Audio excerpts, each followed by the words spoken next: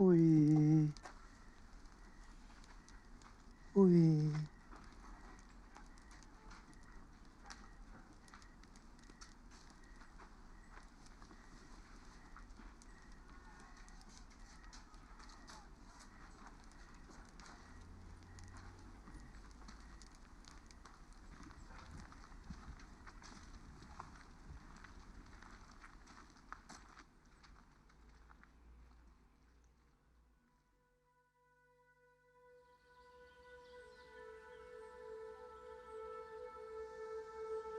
Please speak. I can start at the beginning. I remember that time very well. I lived in a small hut together with my little brothers and my mother and a father.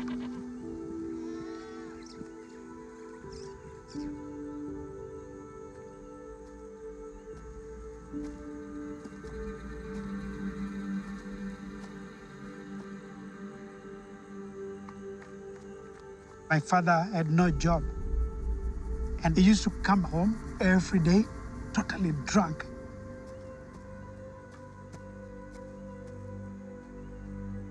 I was just a little boy. I did not know what was happening and what was going to happen.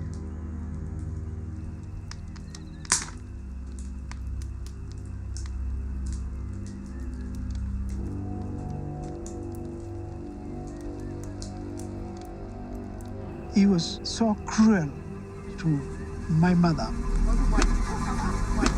She screamed for help, and nobody was coming. That was my life when I was a young boy.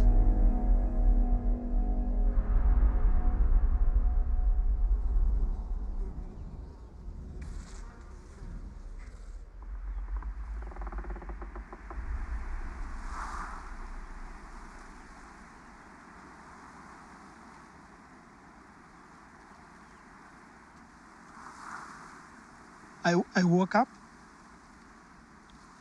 and there was nobody. Everybody had gone.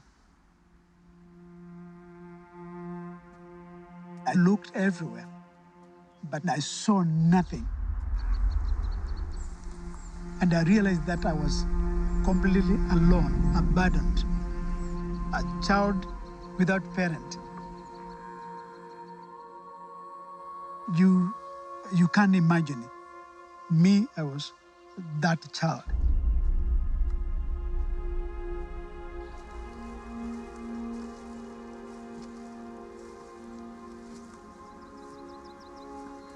I can remember I went to my uncle, who was a drunkard, and I was so hungry. And my uncle said, no. And they said, off you go. You go.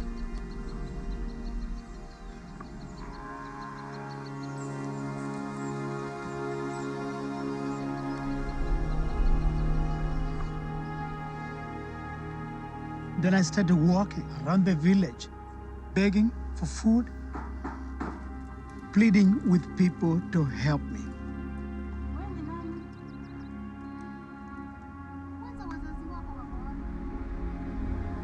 For about 10 years, I kept on begging. I became a beggar, even sometimes stealing things that were not mine to survive. And I became hard. I became full of hatred. I became a street boy. And then I started asking myself why I was really born, why I was living. I hated my life.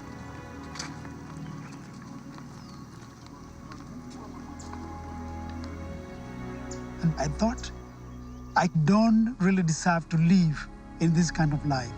And I wanted to take away my life because there was no meaning.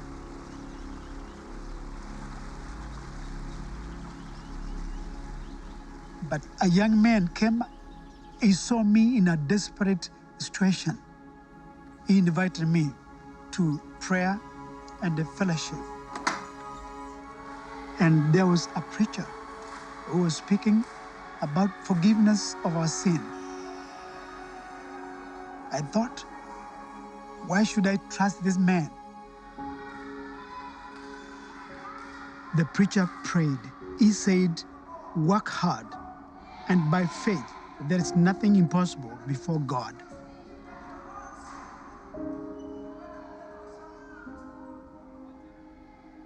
This struck in my mind, and the new hope was planted in my heart.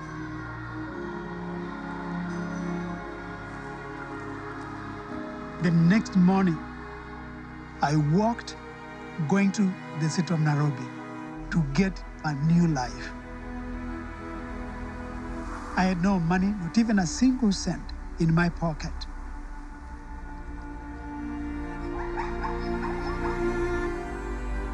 It took me about 3.5 days.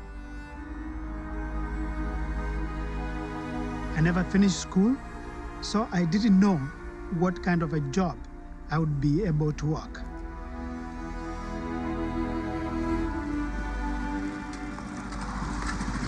I landed to Nairobi, where there are people with money, those who have power, those who have jobs. But nobody was ready to help me. And then I was just looking at everybody, and they look at me and then said, what are you doing here? You need to go and look for a job. You cannot beg. I cannot give you money.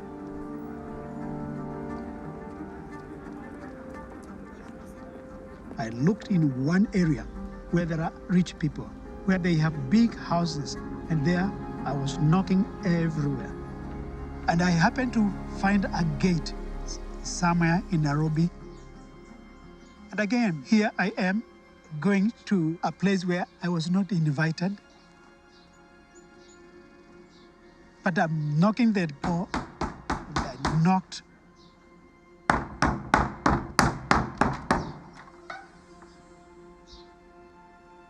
The lady asked me, why are you disturbing us here? You are knocking the gate. What do you want me to do for you?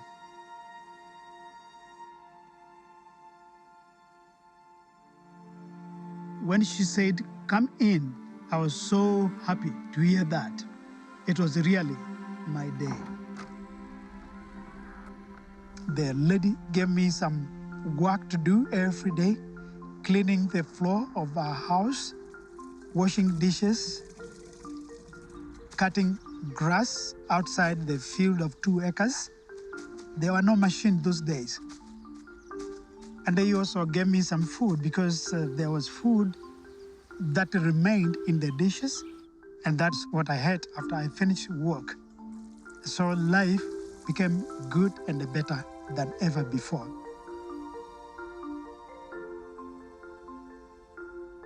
And so after 6 months, this Indian woman, she spoke to her husband, who was the CEO of a very big farming company. And I was promoted to manager, dealing with over 800 workers. And I bought a very nice shirt, and I was able to save some money.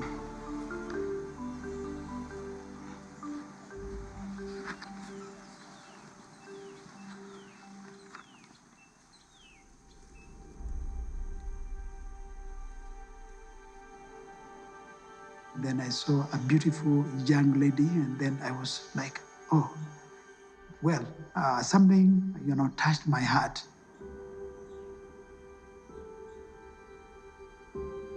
And I've never talked about it. I was afraid about women.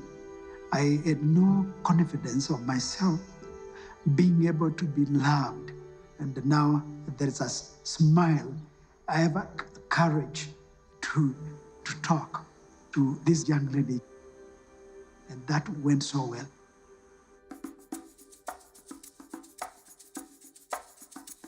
And after some time, voila, you got me.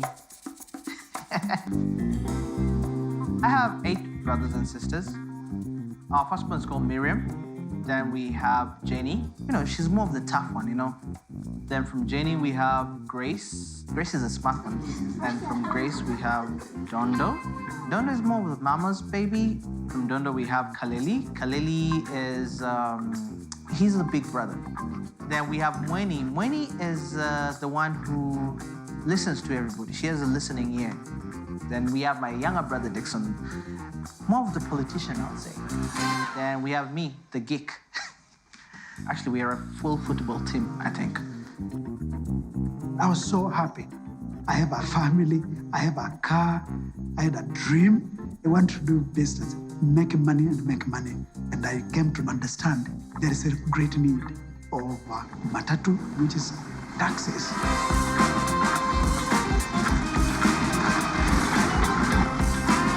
He used to carry us to Eldoret, 40 kilometers away. The first vehicle, really, on that route. And he used to charge only 2 shillings and 40 cents, 50 cents, which is really, today it's a journey of about 300 shillings. And he was very popular, you know, and people used to wait for his matatu Puget 404 pickup. And many people liked him. They liked his vehicle. He had music also in his vehicle. He had some cassettes, CDs. He used to play music for me. And also he used to sing for me. He was singing the Jim Leaves. Jim Leaves, and Kita Davis. Dolly Parton, Kenny Rogers, Don Williams. And there's so many rock and roll, you know, so many good music. And then everybody liked to go with the car. You're walking on quicksand, walk slow. Billy, Billy, bio, watch what you say. A pretty girl will get you one of these days.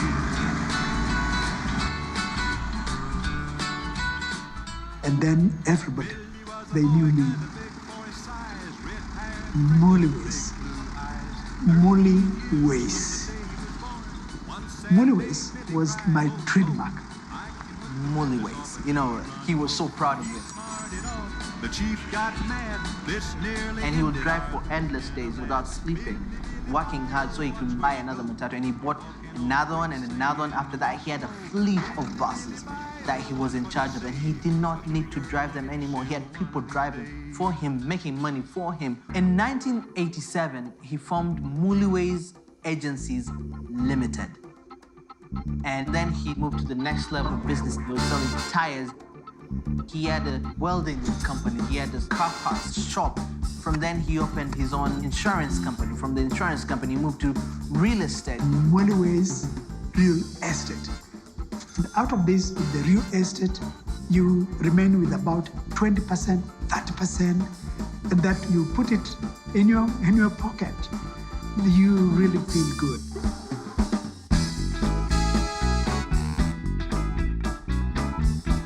So with the money I could buy anything, I bought my own Mercedes-Benz from Germany. At that time, that is in the mid-80s, he was a millionaire. And he was among the very few to build a permanent house, a first stone house in Eldoret. I felt great.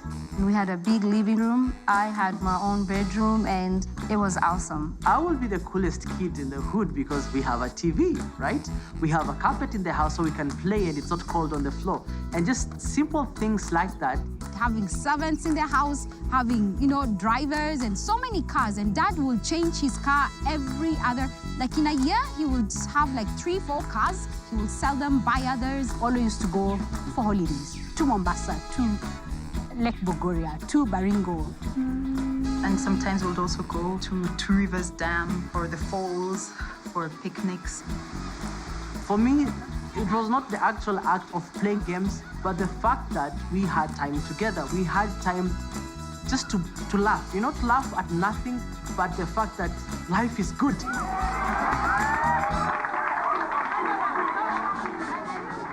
But it was becoming more and more. And the more I did, then the more I also got profit, and there is no end. The more you get, then the more you want to have more. That is the nature of people. We lived a life of riches because we were on top of the class. We had parties and dinners all the time, and we had so many guests, so many visitors that used to come. It was wonderful just to be feeling so influential. That's the class of people we were, and My dad was the great Gatsby of Kenya. And it was really so good. I got connected to some of these people who were also rich, and they owned total oil products. And they were looking for a prominent person to sell and distribute their products. I really realized the value of having money. It's more than anything else that you can think of. Is having the power in your hand. And then my dad had a monopoly in oil and gas. Really, it does not get any better than that. Like, where else do you want to go from there? I traveled to Europe for business, traveling in different parts of the world, traveled also to New York when they used to have the Twin Towers. I remember going up almost to the top, and then just seeing the city, I really felt like, it was my time. Coming right from the bottom to the highest point to become the supplier of oil, gas in the whole of Western Kenya. And always, when I remember that, I see the impossible becoming possible.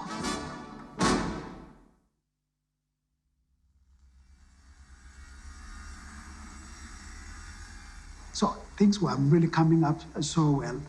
I had so many workers by then. Business was good. But one day, I got the shock of my life.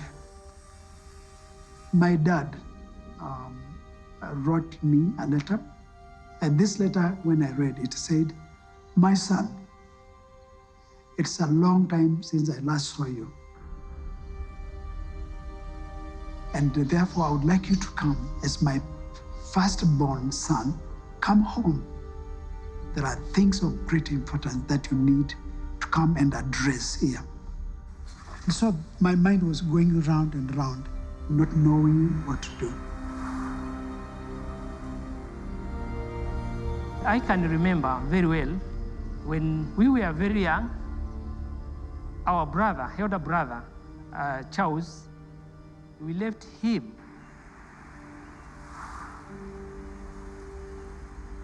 We were forced to go to look for a piece of land.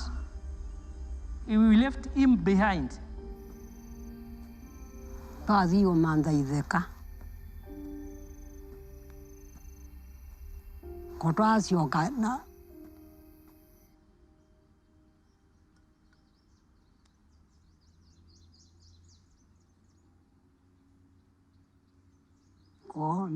Konda doi wenja nayo. Konda yo nadina. Undu mama watwa iwe ninja. Kangundo indi tautia te kamande ideka. Yu itwe makuweni. Undu na udire na amwiba runda.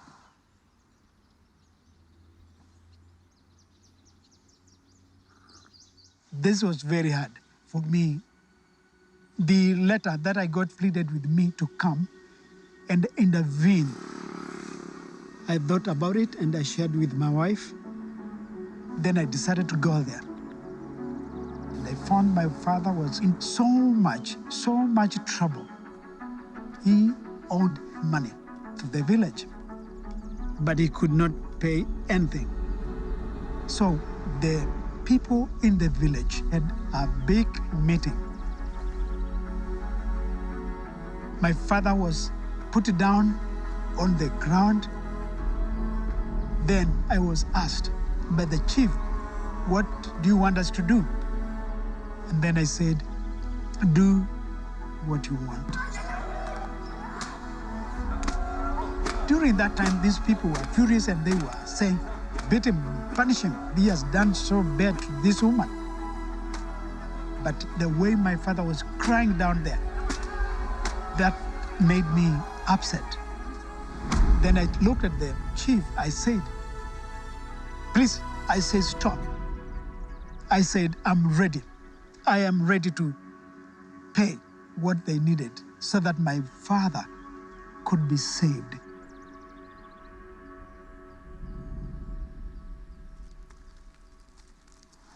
nananga wanuki takethwa tiuki riu nithwa ni muchili kweona na kithila kiki kwithwa na mutia ucio mutwa nikiakwa tona kwacia nikiakwa lakini na kivenwa kioka kyanewa mwana uyu witawa mutwa no isi ni ambao vikabu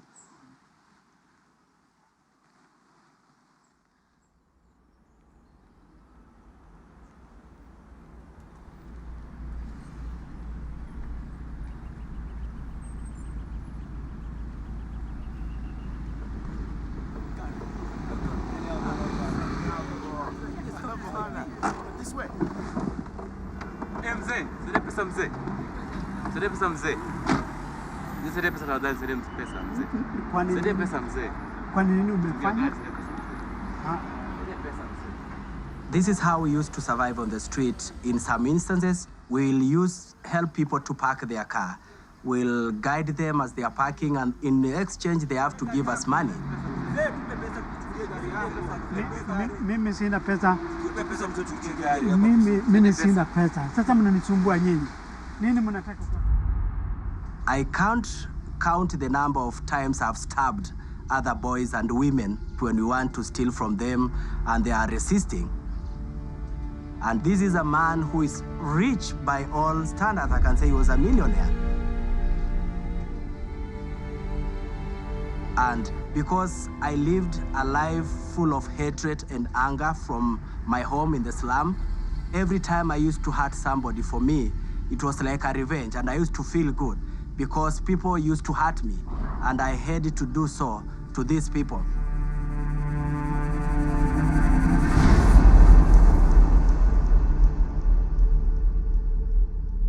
And when he comes out, his car is gone. So what can he do? He goes and reports it in the police station. My car is stolen. And that evening, he has to go back. Public transportation. Probably in one of his buses.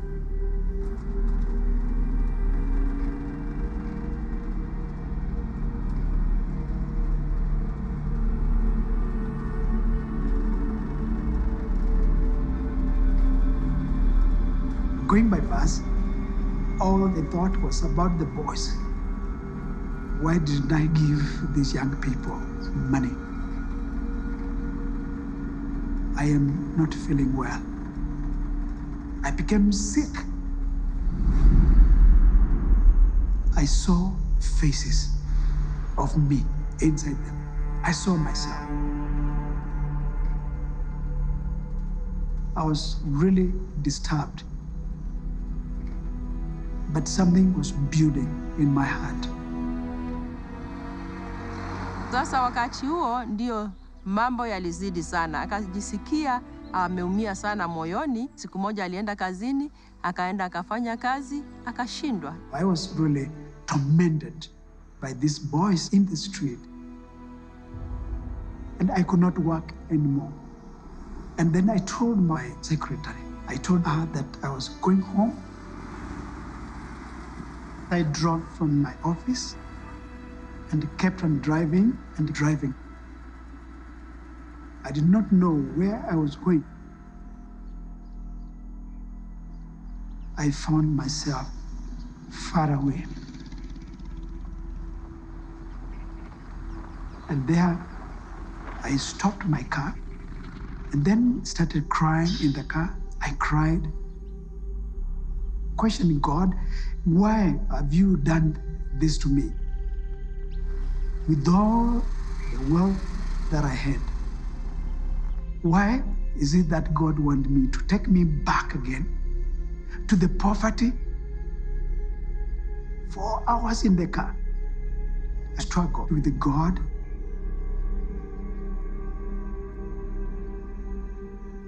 And then after 4 hours, He took me down. I said, yes, God, use me. And the moment I said, yes, God, I got the greatest joy in my heart.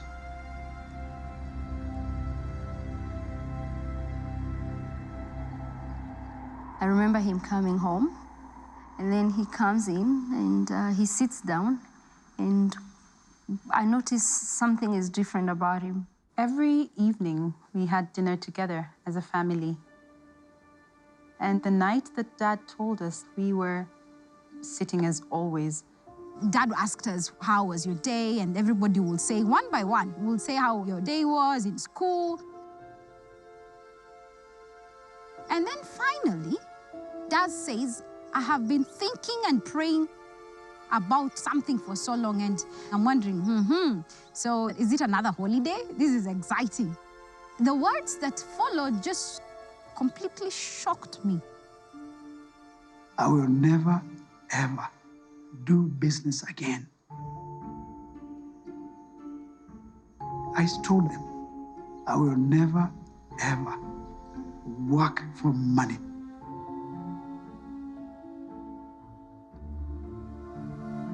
My face turned onto Mom, and Mom looked perplexed. She looked like they had talked about it, but they had not really talked about it. He went on to elaborate that God had actually shown him that he needed to sell everything and start helping the poor in the society, the children who are abandoned, the street children. And I was there like, I could not fathom. No more income coming in. It was too much for me. You know how you feel as though the world has sort of collapsed beneath your feet? That is how it felt at that time. After that, dinner was finished quite quickly. Lakini nilifunjika moyo. Nikafunjika moyo, nikainamia chini, na si kuongea. Kulala kesho yake, nilimuuliza, haya yote umefanya katika maisha, kwa sababu hii inachukua maisha yako yote. Unaona ni mambo ambao ni jambo ambao linafaa katika maisha yako na maisha ya familia yako? Na akaniambia ndio, niliamua kwa sababu sio mimi najua Mungu ndiye aliniita na Mungu ndiye anataka nimfanyie hiyo kazi. On a plain language, that's called total madness. That's what it is.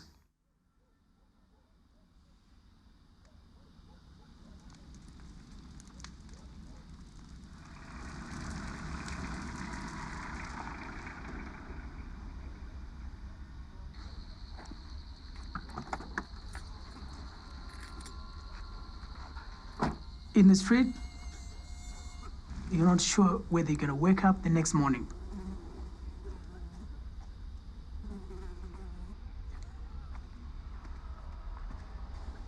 To come to the street in the middle of the night, it was really, really dangerous for him and for his life.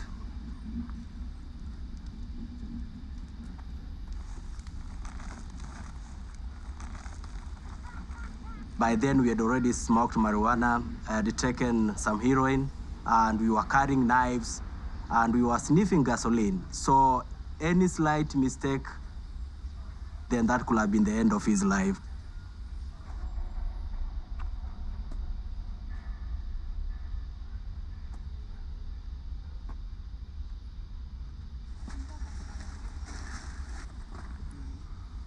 We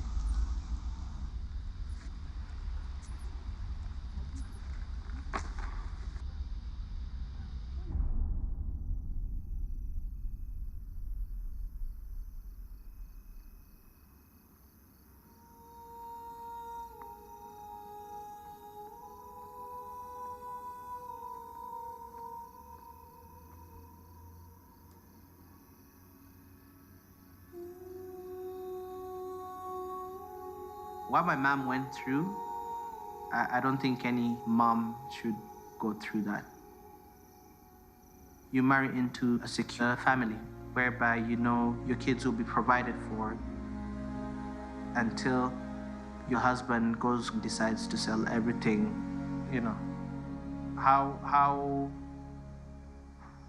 do you let go of what you hold dearly? And how do you decide when to Share your love.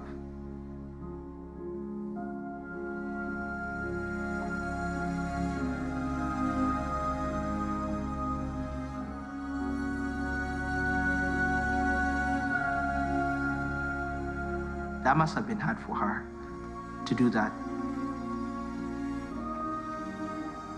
Somewhere in the back of her head, she must have gone, well, what am I gonna do when the money runs out? But she did it anyways.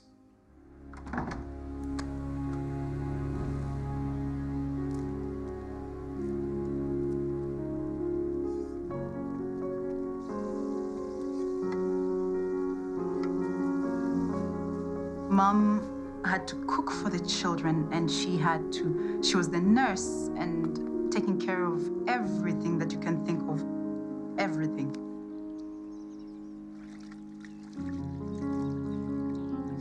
I was the one who was taking care for the children.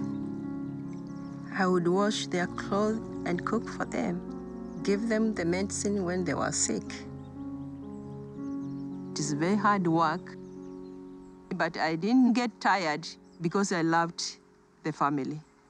Yeah, and I loved my husband. Yeah. Initially, we had 3 children, 4 children, and the number kept on growing, and now our family was suddenly bigger. From nowhere. I went to the street, then I brought them every day. There was no one day that we said, it is enough. I never said there was no space for a child who was suffering. As the days progressed, I was praying in my heart that this will not be true, that Dad was just joking and he would continue working. I thought he will not shut everything down. People give donations. Why can't you do that? Why can't you just sponsor a kid? That'll be awesome. You can work, sponsor a kid, perfect. We still live our life. Everyone's comfortable. But he actually stopped all the businesses. He started selling stuff. He started closing shop, and people called him crazy. He brings his Mercedes Benz with loaves of bread in it, and there he meets these little children in the streets.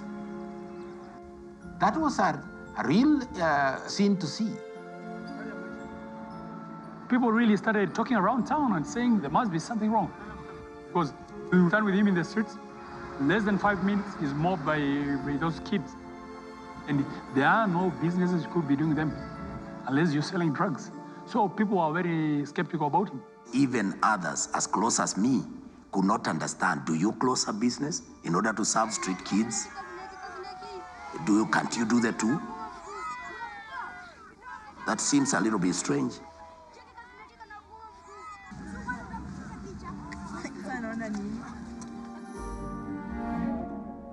He didn't tell us that he was bringing the children in our house to share with us. I think that was really, really rude of him. They smelled so bad. They had lies on them, tattered clothes and no shoes. They broke the toilet. How that happened, I do not know. I don't know whether, I think they were just stepping on the toilet and they broke it. I despised them because Mom suddenly was taking time to go and bath them. They were given one of the rooms in our house.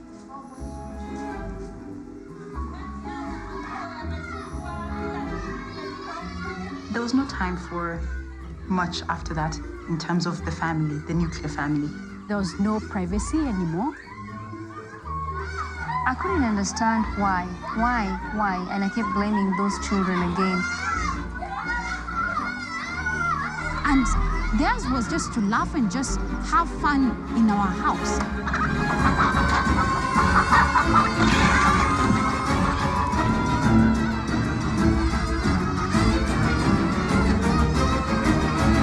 Half the time it was, Mom, this is happening, Mom, this is happening, Mom. And they were playing with stones and playing with all sorts of things and breaking our windows. They were swinging on curtains, they were climbing on walls. That was unheard of before they came. The house was meticulously clean every day. It was really rough. And the children became now 100 suddenly, and we had to share some of the rooms with them. Because the kids were so many, I went to the street, brought more. Of course, he brought more children and more children and more children. And now he had to extend the house so that they had enough space for the children.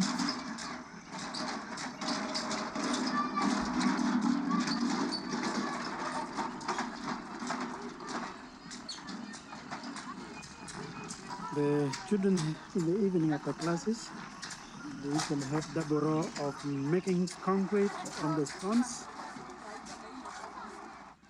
We'll have to teach them how to do some work, manual work, to be able to understand the real importance of working. The compound was small. The garden had to be thrown out. Our playground had to be removed. Our swings had to be removed. The lawn had to be removed. And my dad put these wooden structures that are pretty much ugly to me. And everything had to be cemented just so that he will set up a school for the kids.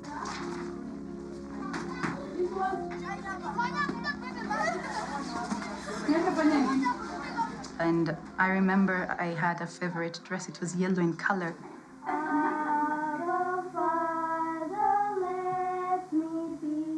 And I needed to give out my favorite dress, along with other things, clothes and shoes and toys. And it wasn't really working well, you know. It was like us against the kids. They were rough, they would fight between themselves, they want to fight with us. It was not good. I don't remember one day that my own children were happy at all.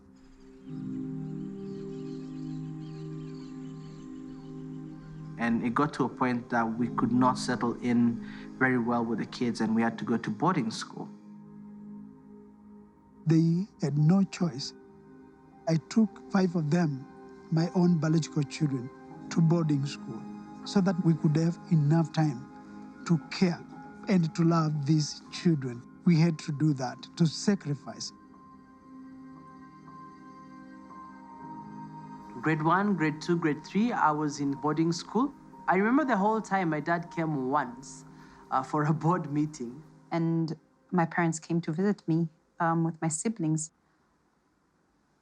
And she had on my yellow dress.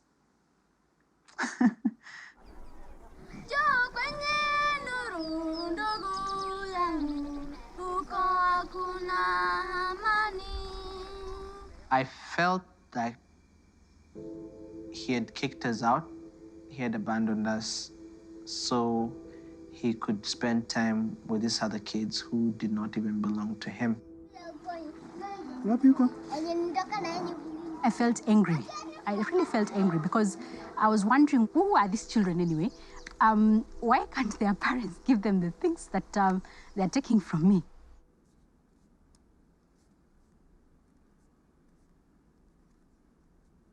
My mother was a prostitute, and at that time I was 7 years. And my mother could come home drunk, and she could bring some men in the house, maybe 2 men, 1 for her, and she could bring 1 for me. And when I refused, she could start beating me. Babangu akakuja akanirep nikiwa mdogo. Hapo mamangu akapata damu kwa nyumba imejaa. Akachukua mbao hizi zinajenganga desk. Akanigonga akiniuliza nani alinifanyia hivyo. Nikamwambia ni anko yangu. Babangu alikuwa ameniambia nisimseme. They told me that your mother was a prostitute, so she died because of AIDS. And they told me that's why we think that you have the same disease.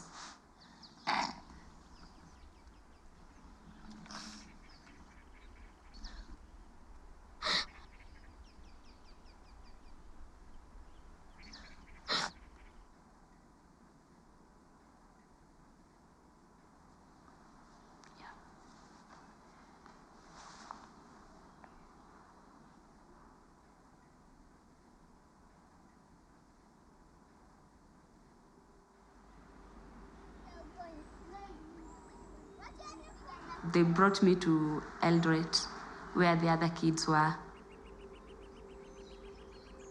They welcomed me. They did not care if I was doing prostitution. They decided to take me in.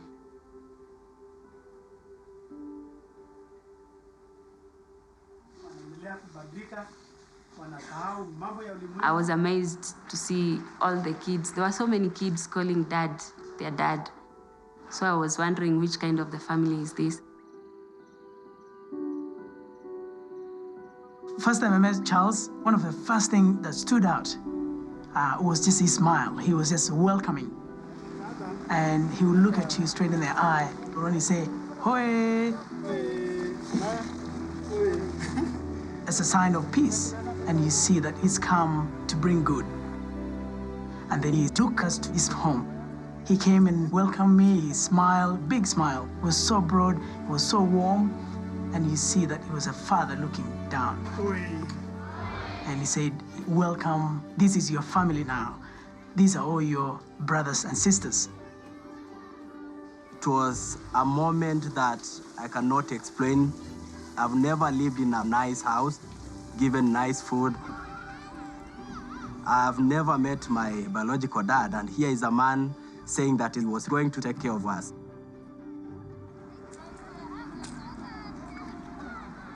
So around that time, Charles started bringing the street kids and the prostitutes into the church. The elders didn't like it. The street children were considered as bad people. You can't bring them to a holy place. I was a young boy in the Sunday school classes. I still remember to this day how sad that looked.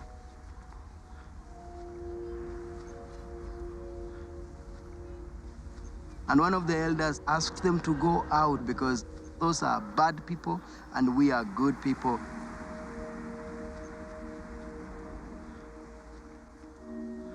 One night, the church elders had a long meeting, and a plot was hatched. They decided to chase him away. I was given all kinds of names, but I made the covenant, and I knew whom I was serving. I said, I would even rather die than to stop. So they literally kicked him out. He didn't have a choice.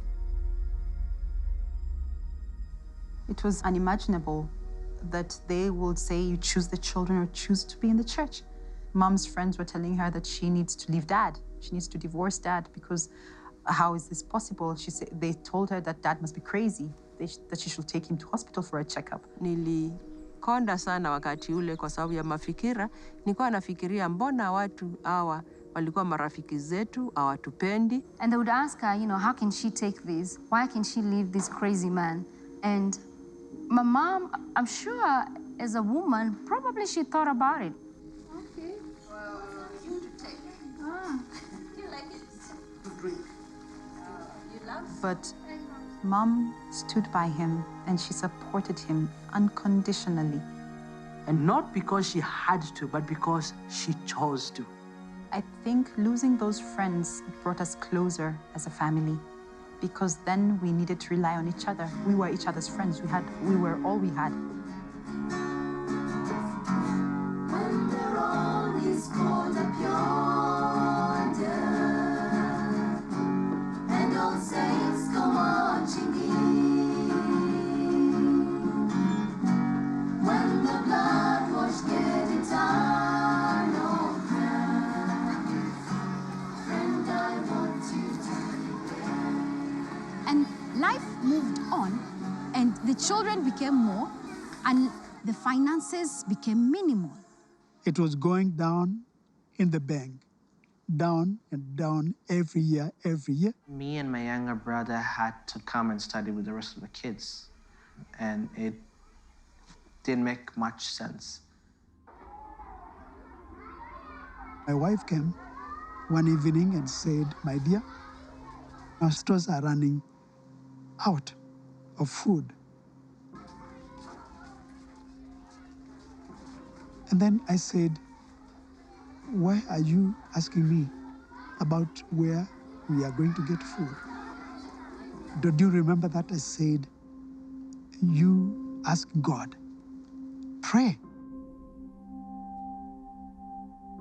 Na nikaanza kulia nikiuliza sasa watoto nitawapea nini?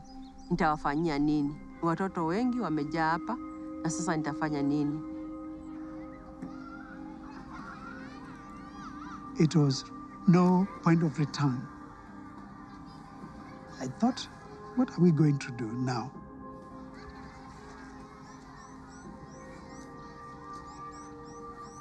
And from nowhere, we heard the bell in the gate ringing, and someone went to check, and there was a lady we did not know. And she came with a truck full of food.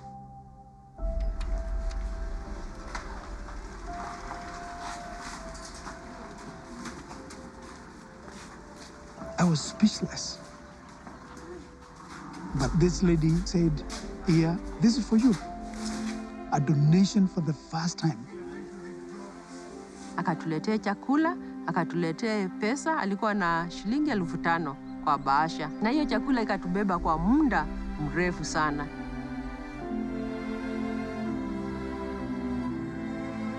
And even for us that were watching him and listening to him, we were all amazed.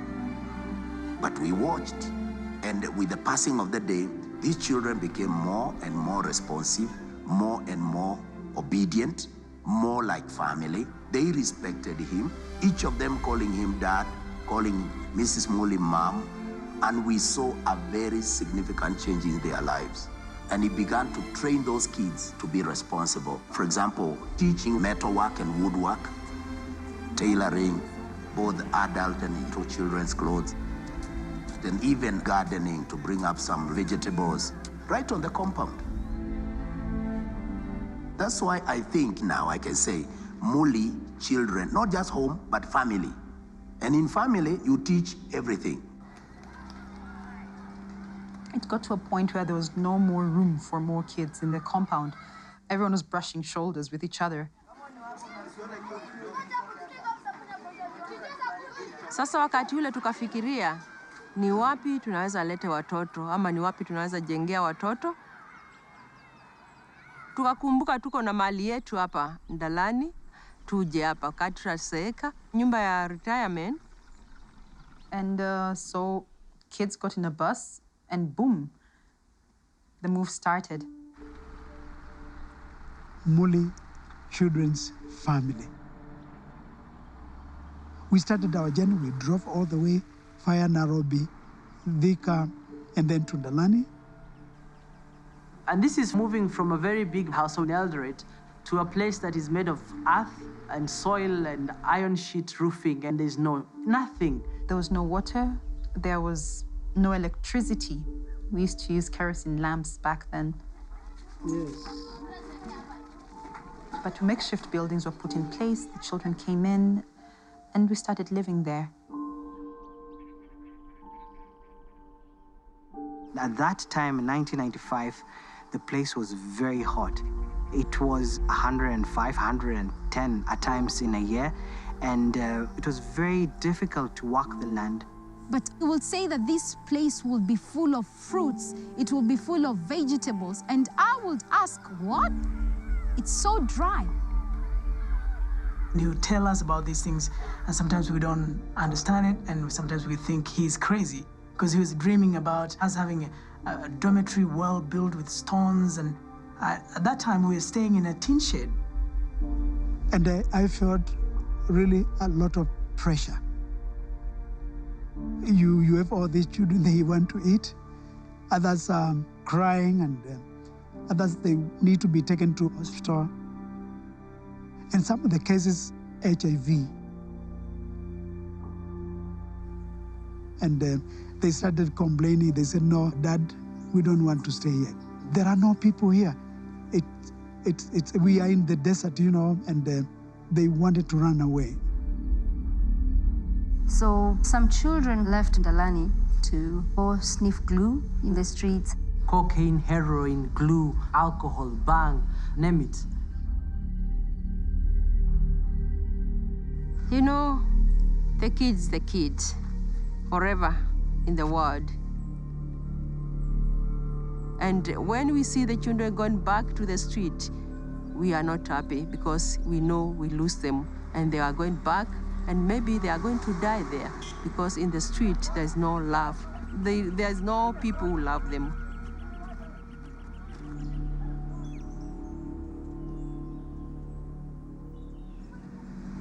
I always go back along the street, in the slum, everywhere, looking for them. And then when I find them, they always said, "We cannot believe it. This must be a dream." I tell them, "Please, this is your home."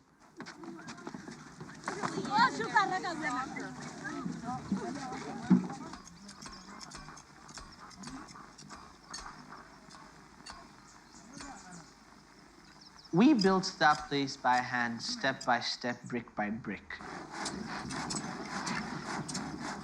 We built every building, every foundation that was laid there. I learned about construction with the rest of the children. I learned how to put brick on mortar, how to make the ratios of cement, sand, and ballast, and all that. And right now, I have so many skills that I learned as I grew up that even now I can use them in my day-to-day life.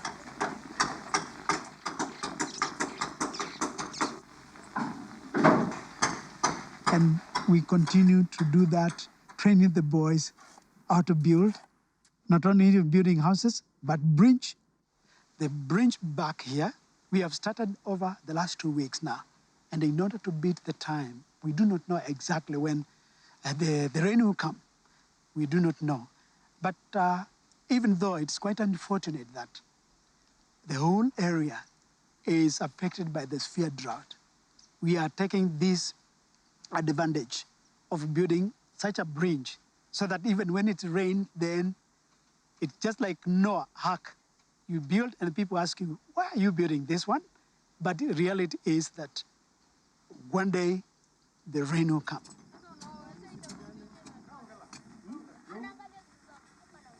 During the drought, we did not have any water that we could boil from the river. So he had to drive 4 hours every day to Nairobi to get water so that the kids here could have water to drink. It was a really hard time for this country as a whole. Hello. Wow. They took water 4 days ago. That's when they had water last.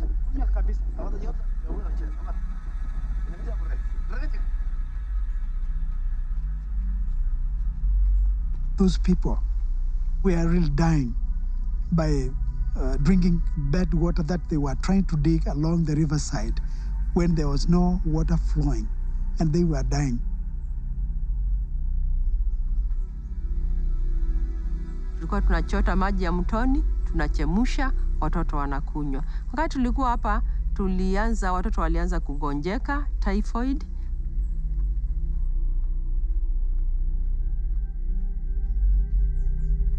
I remember a young boy, his name was Oscar Kiberenge. He got sick. It was because of the water. Tulienda kuangalia mtoto mmoja, na wakati tulifika tu, akasema, "Daddy, Daddy." Tukaomba Mungu muokoa maisha yake.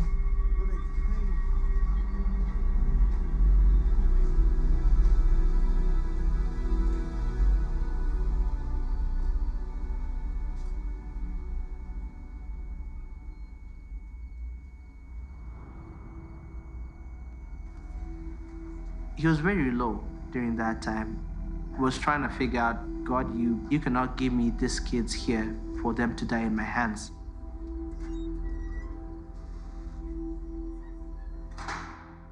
I remember Dad and Mom praying about it, and Dad crying, praying, saying he was begging for water. And then one night, he woke Mom up, and they went outside.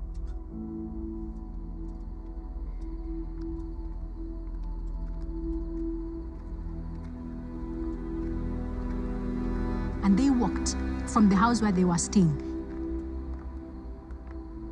And he felt a voice telling him to walk up straight, turn, and that's the place where water will come.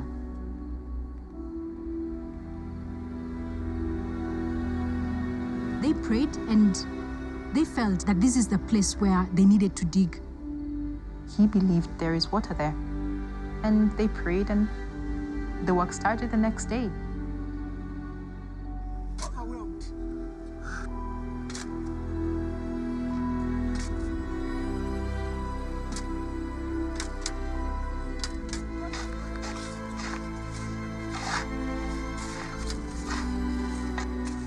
It was hard to believe him, very hard. Most of the workers did not believe it, so they did not want to start digging. They refused actually to be part of it. And as the kids, we came and we started digging. When we started digging, my brother, Dixon, and Isaac, they dug for the water. Now, this is after trying to dig a couple of boreholes with machines, going a couple of 100 feet down to get water, and we do not have any water. And this guy goes like, you know, we need to grab a couple of mattocks and start digging. That is total craziness. Most of us not believing. We started digging for a couple of days, and we dug, and we got to this hard rock. It's a volcanic rock. And, you know, we called my dad and we told him, we've dug your vision, and this is where it's taking us. We have a rock, and there's no water, so, you know, what should we do? My dad says, I was shown water here, and just keep on digging.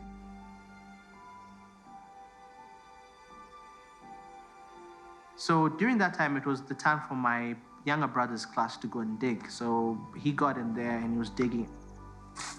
And he takes this mattock and just hits on the rock.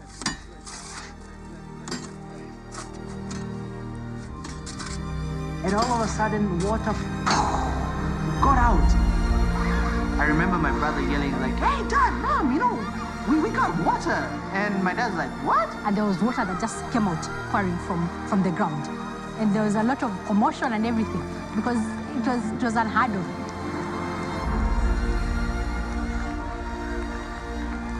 And, you know, they started shouting. They're shouting, Maji. Maji means water. They were shouting, water, water, because it was actually coming.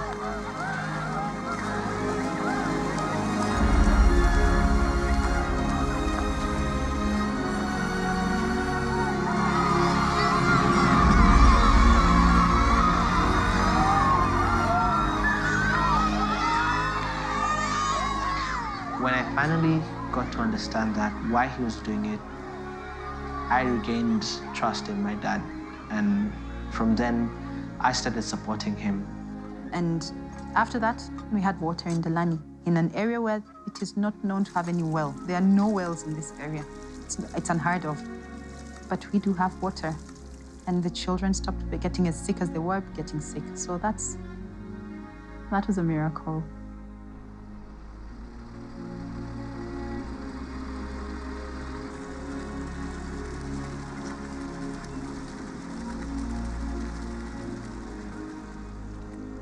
A water purification system was set up, and from that there was a water tower that was constructed, and this was able to supply water not only to the children, but also we got water also for the use in the farm, and that's where it began.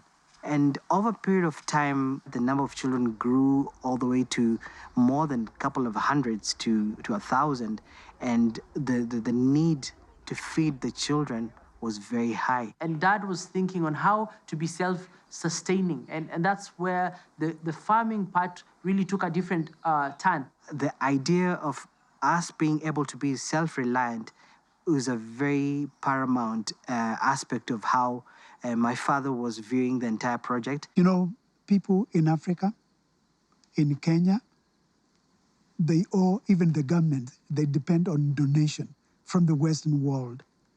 And then I always feel like, what can we do as Africans to change that attitude? My father noticed that and started to think through how he could do something differently to be able to complement the donations that we were having. Because I used to beg, you know, A beggar has got no choice. That's something I hated. And for that reason, I said I will never beg. And then I kept on thinking, how can we build a project that would be self-sustaining? As we began, we said with the 1 hectare outdoor with oxen, now to 500 acres using a tractor. And right now, as we're seated here, we're looking at crops that are growing so well. Production is so many times the conventional outdoor production. We're able to sell excess that we produce from here in the European market so that we can have some income to sustain Muli children's family.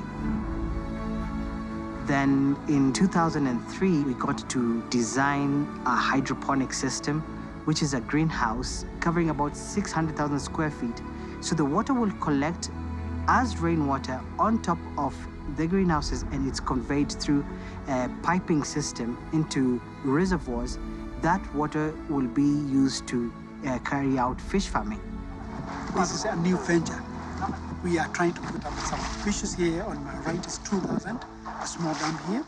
This is something that we want to do, train people how to fish, and train people how to eat and getting the fishes.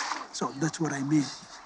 Yeah, so you see, little fingers has really grown to big fish like this. Yeah. After harvesting water from top of our greenhouses, which is almost 1 billion liters, then we use that water to irrigate the trees. And we are gathered here with one purpose, to plant trees in order to change our climate. We can do something with our own hands, and we don't have to wait for the government to tell us what to do, because this is our Kenya, this is our future.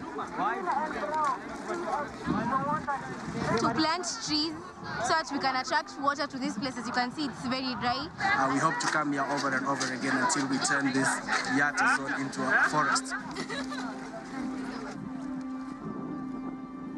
Since 2004, we've planted over 1.5 billion trees in this property alone. The water goes up and forms the clouds, and from forming the clouds, we have rainfall. With trees being planted annually, we have been able to create a microclimate, and therefore we have more regular rainfall.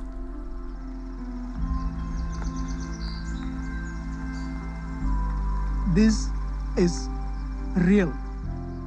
When I bought this piece of land, there was nothing. There was no trees, there was nothing, no water.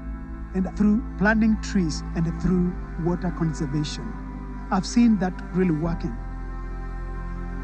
One big dream that I have is to transfer the knowledge to the young generation so that we change Africa, we change our country, Kenya.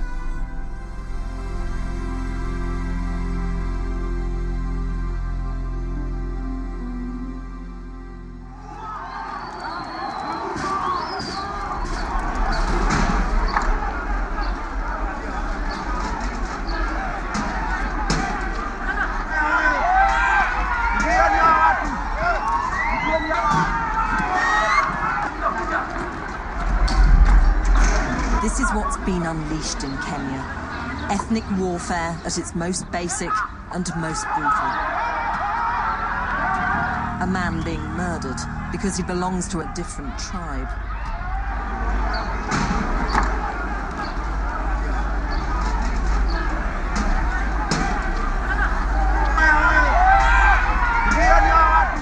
I remember we were sitting watching TV, and Kenya was burning.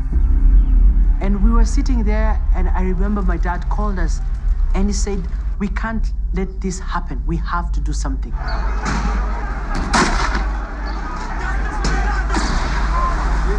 The government, they were overwhelmed completely. And the children did not have food. Dad had said, if we don't step in, children are going to die. By then, there were internally displaced persons camps that had been set up by the government, the biggest being in Eldoret. So when Dad said that, it was automatic for us that, okay, work, let's go and work.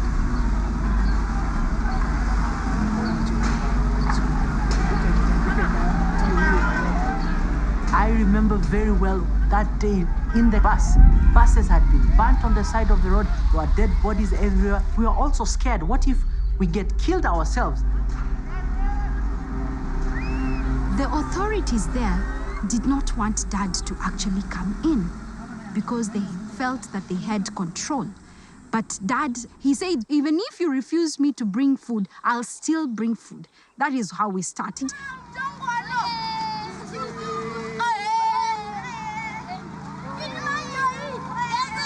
And the children would come out of their tents and follow the bus because they knew MCF brought them food.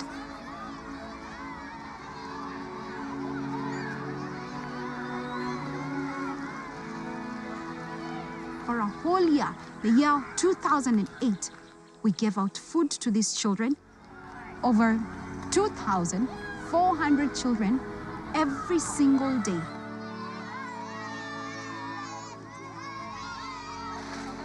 We ended up working with the Red Cross. And we got some of the children from the IDP camps, and some of them came to MCF, where they now have a family.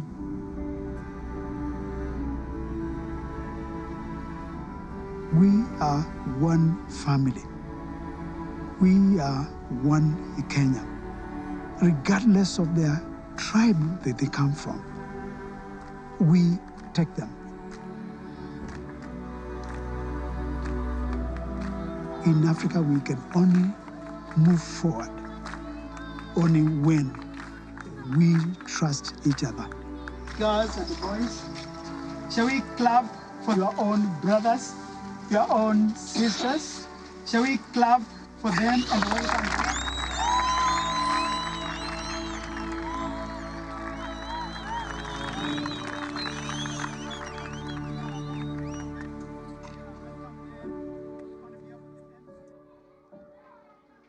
MCF never stops growing.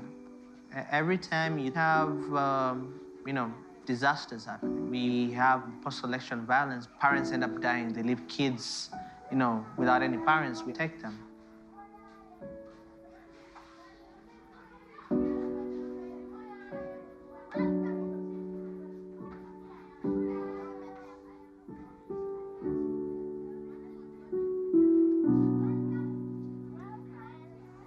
I think that's part of what the world is today. And I don't think there's one day we'll say enough is enough. It's not the kind of business or where you go like, we want to do this for 1 year and we're done. This is a lifetime thing. Dad, we thank God for you coming in this world. May your new age open your opportunities not only to us, but to the world at large. We love you, Dad, and we always cherish what you have made us to be. We are what we are because of you. Alafu hii cake tutaona vile ilivyo, alafu daddy. After high school, Dr. Charles Muli took me to university. After graduating, I went back and did master in psychology. And now I'm working with an NGO based in Atlanta, Georgia, in Marietta. And I realized Dr. Charles Muli dream and prophecy is coming to pass. Currently, we are the defending champions of East, Central, and Southern Africa, and we'll be representing Kenya in the Olympics for martial arts by the end of this year. Out of 935 schools, Muli Children's Family was #1 on national examination.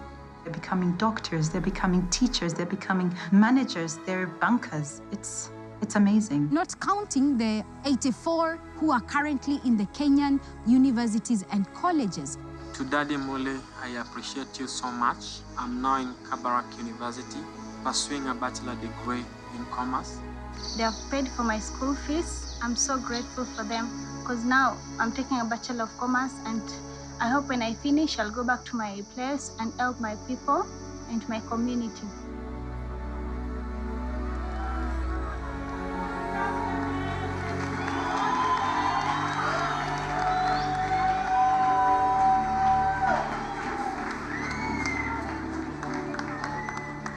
One day, the Lord may take me home an internal home, then they could be able to manage this place.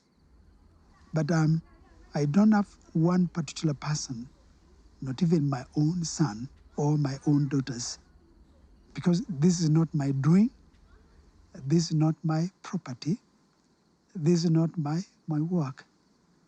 It chose me, like he did to Moses, to be able to do this work faithfully. And that's why over the years now, I'm no longer worried.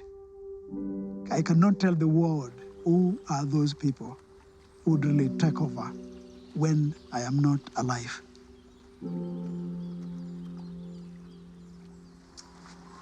"25 years from now, I know MCF will be a place where the people, they will come from all over the world to see what is going on. And I know the kids, those who went through in our program, I know there will be big people in the society and also in the Kenya, also in Africa, and maybe in the world. I know there's no limit in MCF. For you to be here, for you to be alive today, it's a miracle. For you to be the way you are, it is God's miracle. Let me tell you, I work 25 years, and I work because I know everything is possible. I'm telling you, let's remain focused in our studies and in everything that we do. Let us remain focused. Let us work hard so that we change the world.